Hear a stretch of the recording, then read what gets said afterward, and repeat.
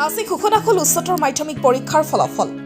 আজি ঘোষিত উচ্চতৰ মাধ্যমিকৰ চূড়ান্ত পৰীক্ষাত শিক্ষাৰ্থীৰে উত্তীৰ্ণ হৈ মাজগাঁও অঞ্চললৈ গৌৰৱ কঢ়িয়াই আনিছে দুই ছাত্ৰী দীক্ষিতা থাপা আৰু দিবাংকা উপাধ্যায়। দীক্ষিতা থাপাই বিহালী উচ্চতৰ মাধ্যমিক বিদ্যালয়ত শিক্ষা গ্ৰহণ কৰি 6টাকৈ বিষয়ত লেটাৰ লাভ কৰি 91.6% নম্বৰ লাভ কৰে আৰু দিবাংকা উপাধ্যায়ে শংকৰদেৱ শিশু নিকেতন বৰগাঙত শিক্ষা গ্ৰহণ কৰি 4টাকৈ বিষয়ত লেটাৰ লাভ কৰি 81% নম্বৰ লাভ কৰি মাজগাঁও অঞ্চললৈ গৌৰৱ কঢ়িয়াই আনে। দুয়োগৰাকী ছাত্ৰীকে পিতৃ মাতৃয়ে কষ্ট কৰি পঢ়াই আজি এই ফলাফল লাভ কৰাত আনন্দত আত্মহাৰা হৈ পৰে। News text report big news.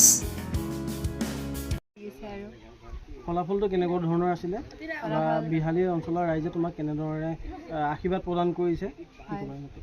মোৰ ফলাফলটো 82% আছিলে। 4টাত লেটাৰ পাইছোঁ আৰু চবেই মানে ভালেই পাইছে। আৰু কোন বিদ্যালয়ৰ পৰা পঢ়িছিলে আৰু সেই বিদ্যালয়খনৰ শিক্ষক শিক্ষয়িত্ৰীসকলে কেনেদৰে সহায় কৰিছিলে? মই শংকৰদেৱ শিশু নিকেতন বৰগাঙৰ পৰা পঢ়িছিলোঁ আৰু শিক্ষকখিনি বহুত ভাল আছিলে, বহুত ছাপোৰ্ট কৰিছিলে, বহুত মানে এনকাৰেজ কৰিছিলে আৰু সব ক্ষেত্ৰতে আৰু বহুত ভালকৈ বুজাইছিলে। আৰু এতিয়া দুয়োগৰাকী ঘৰৰ ওচৰৰে, গতিকে শিক্ষাৰ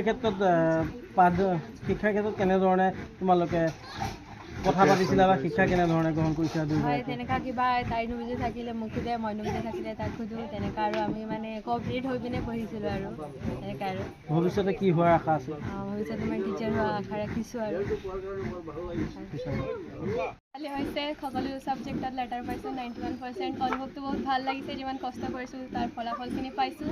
আৰু মই বিহালী উচ্চতৰ মাধ্যমিক বিদ্যালয়ৰ পৰা মোৰ পৰীক্ষাটো দিছিলোঁ আৰু ভাল লাগিছে। শিক্ষক শিক্ষয়িত্ৰীসকলে, বিদ্যালয়খনৰ শিক্ষক শিক্ষয়িত্ৰীসকলে কেনেধৰণে তোমাক সহায় সহযোগিতা কৰিছিলে বা পিতৃ মাতৃয়ে কেনেধৰণে সহায় সহযোগিতা কৰিছে? শিক্ষক শিক্ষয়িত্ৰীসকলে বহুত সহায় কৰিছে, যিখিনি নুবুজা বস্তু আমাক বহুত ভালদৰে বুজাই দিয়ে, যিমান পাৰে সিমান ছাপোৰ্ট কৰে আৰু ঘৰতো বহুত ছাপোৰ্ট কৰে, ইমান প্ৰেছাৰ নিদিয়ে কিবা একো বস্তুত, সকলোতে মানে নিজৰ মন আৰু যি লাগে, যি কৰিব লাগে সেইটোৱে কৰিব দিয়ে আৰু একো প্ৰেছাৰ ফিল নকৰায়।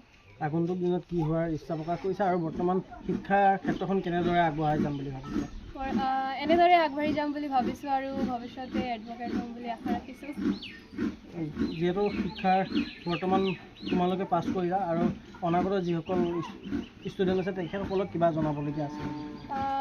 যিখিনি অহা ছাত্ৰ ছাত্ৰীসকল আছে সিহঁতক মানে যিমান ঘণ্টা পঢ়াৰটো মানে মূল্য নাই আৰু মানে যিমান ঘণ্টা হিচাপ কৰিব নালাগে, যিমান টাইমখিনি পঢ়া সিমানখিনি ভালদৰে পঢ়িব লাগে। আৰু তোমাৰ নামটো কি? মোৰ নাম দীক্ষিতা থাপা।